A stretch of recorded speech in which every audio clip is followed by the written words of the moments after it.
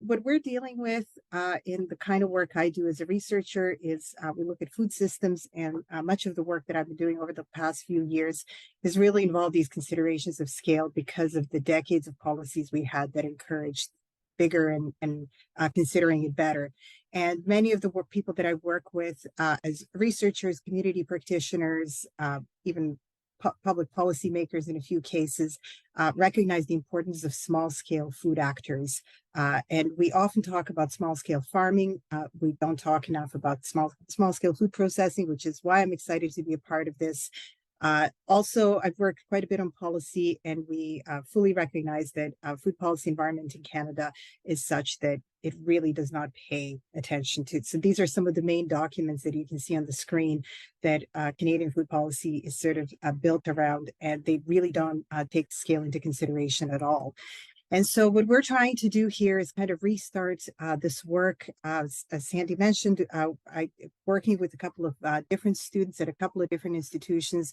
I've picked apart some of the literature on small-scale food processing, and I've also had a chance myself, but also several of my students, to talk to a variety of small-scale processors, but also other sort of what we would call stakeholders. I know there's probably a better term for that, but policymakers and even producers themselves. And well, I don't have to tell that room who the stakeholders here might be.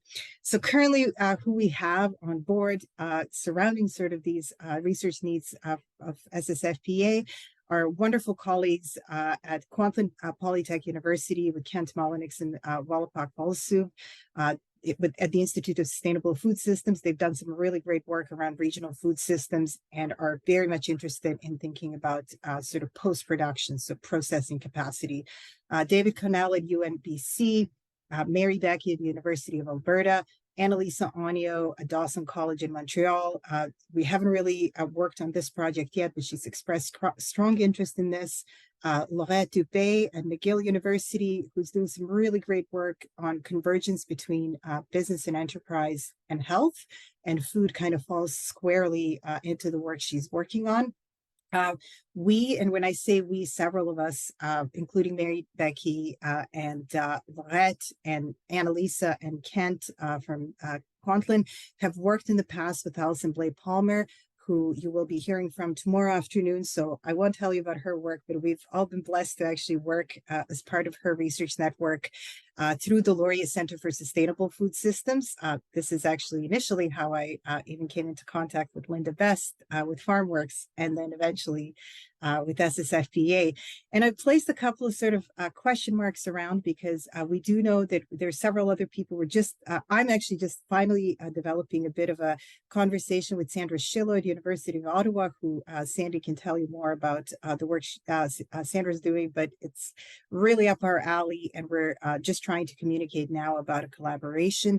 And we're also interested in talking to other researchers who might be doing this kind of stuff, because part of the work that I've been trying to do over the last couple of years is understand a little bit about the experiences of processors themselves. And to that end, we had a couple of our graduate students actually do interviews with processors to develop innovation profiles that you can find on the SSFPA website.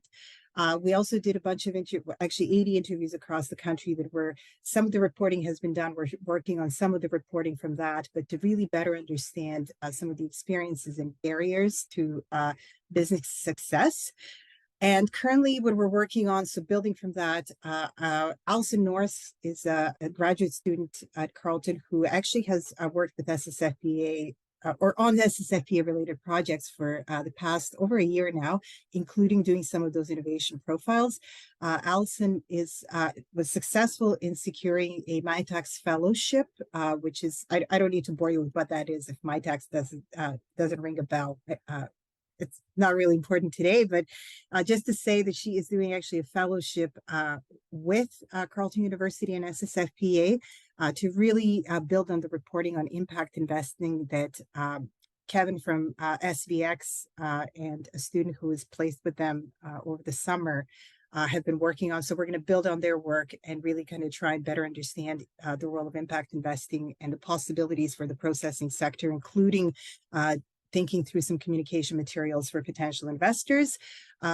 I also recently hired a graduate student at Carleton, Anson Hunt, who is working on food systems, kind of not really on processing, but has for a long time been interested in restaurant trends, including things like ghost kitchens. And so he really expressed great interest in this. And what he's working on right now is kind of trying to develop this methodology on market concentration in food processing sector.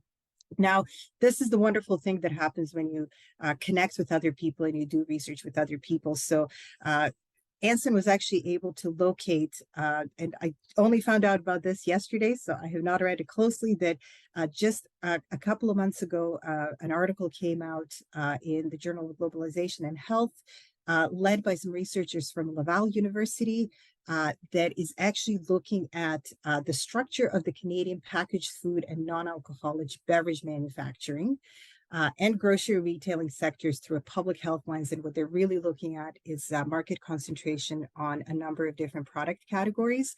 So what we're hoping to do is actually to develop that, build on that methodology and do something more comprehensive. So this is what we're looking to do next.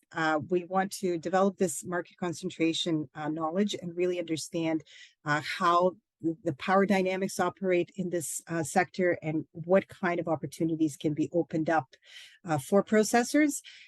We know that there's been a lot of attention paid in the country in the last couple of years about market concentration in the grocery retail sector. As you know, there's the Competition Bureau has been reporting on that, but our idea around processing is a little more blurry, and that's what we're hoping to develop over the next couple of years.